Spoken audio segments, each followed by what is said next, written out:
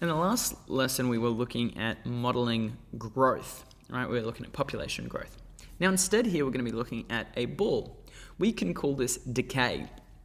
Decay is just a fancy word for what happens if things are approaching some kind of minimum value that they won't go past. So some great examples are things like bouncing a ball, because it's going to slowly end up basically rolling on the ground. And the bounces are going to get really small. Alternatively, you could think about things like temperature. At a certain point, temperature will decay to a standing temperature and then stay. And we could imagine modeling that with some kind of exponential that's been reflected. So last lesson we were looking at growth. This lesson we're going to be looking at decay. So when a ball is dropped, the height that it returns to is 20% less than the original height. This is because energy is lost on the impact. The height of each successive bounce can be modeled by the equation h of n equals h of 0. So again, h is the height, where h is the height in meters, and n is the number of bounces. Suppose that the ball is dropped from a second-story window 4 meters above the ground. So determine the equation for the maximum height of each bounce.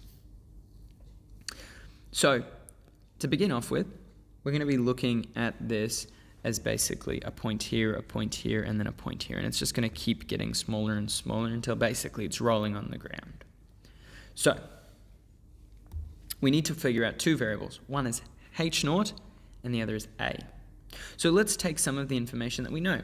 It's dropped from a 4 meters above the ground. That's where it's going to be. At time equals 0, h of 0, it's going to be 4 meters above the ground. Okay, that's one piece of information we know. We also know that it returns to 20% less than its original height. So that means after one bounce, it's going to be 20% less than 4. Now, the easier way to work this out is to work out what 80% of it is. Well, to work out 80%, it's just 80 over 100 times 4, which if you want, you can do 0.8 times 4, which is much easier to do. Double and double again. Double 8 is 1.6, double again is 3.2. So we've now got h0 and h1, and that's going to be enough information to actually solve for the equation. So h0 equals 4. Well, our equation is h of n for the number of bounces equals h0 times a to the n. So let's sub in that first value. h0 equals 4. 4 goes on the left-hand side, and a 0 goes on the right-hand side.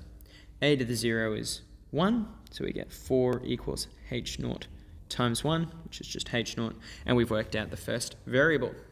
So now we've got our new equation, which is going to be h of n is equal to 4 times a to the n. And we can substitute in our second point, which is h of 1 equals 3.2. So we get 3.2 on the left is equal to 4 times a to the 1. Divide both sides by 4. Since a to the 1 is just a, that's actually going to give me a on the right-hand side, and on the left-hand side, well, dividing by 4 is like dividing by 2 twice, so 1.6 down to 0.8. Wait a second, both of these values I could have worked out straight from the top. Since it's going to 80% of its value, well, that means that its growth rate is 0.a. So a, in this case, is actually representing our growth factor. And 4 meters for h0, well, that makes perfect sense. h0 is like our starting, our initial value. So you can kind of see that this, although I'm doing a lot of calculations here, there's many ways you could have done this without doing any calculations whatsoever. Alrighty, so we've now got a complete equation. Let's write it. H of n is equal to h naught, which is 4, times a, 0.8, to the power of n. You'll notice whenever I'm doing a fraction or a decimal, I like to put it in brackets if I'm raising it to a power, just to make it really, really clear. Alrighty, so this is my equation. That's part A over. Let's have a look at part B. For how many bounces is the ball still achieving a height of at least 2 meters?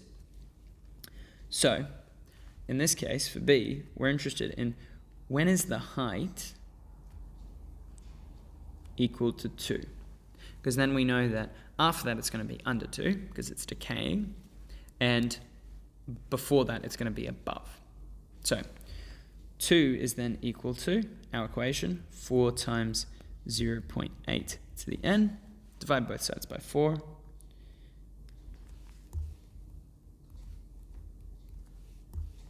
We get a half is equal to 0.8 to the n. Take log base 0.8 of both sides.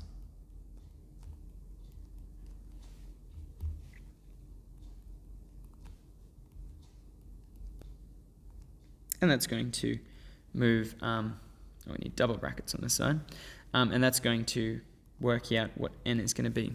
Once again, using a calculator, and we get 3.11. But we're talking about bounces, so 3.11 bounces doesn't make a lot of sense. So instead, we would say that for the first 3 bounces,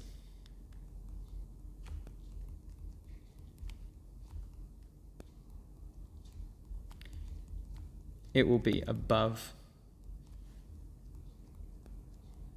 2 meters. Alrighty, what about the last question? The last question says, the height of the bounce is considered to be negligible when it is less than 10 centimeters above the ground. How many times does the ball bounce before the height of the bounce becomes negligible? So now we're looking for 10 centimeters. But if I just naively sub in for C, h of n equals 10 centimeters, that feels backwards because we just subbed in 2. So issue is units here. So we need to convert that into meters, divide it by 100, so 0.1. And we're going to substitute 0.1 in. The algebra is going to be exactly the same. So I might do it a little bit quicker this time. Divide both sides by 4.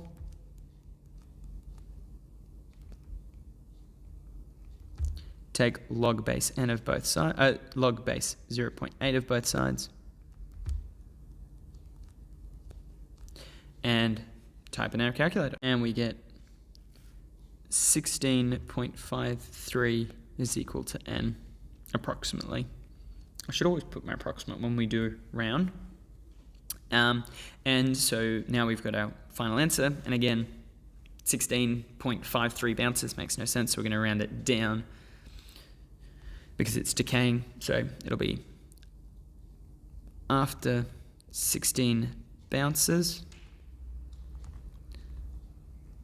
the bounces will be negligible.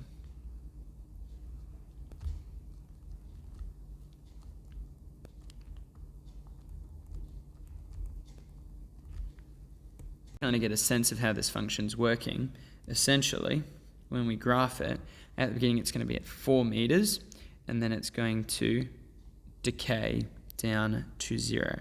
Because if you have a look at the equation, there is no asymptote, because there's no plus anything on the end. So basically the ball is going to slowly approach 0.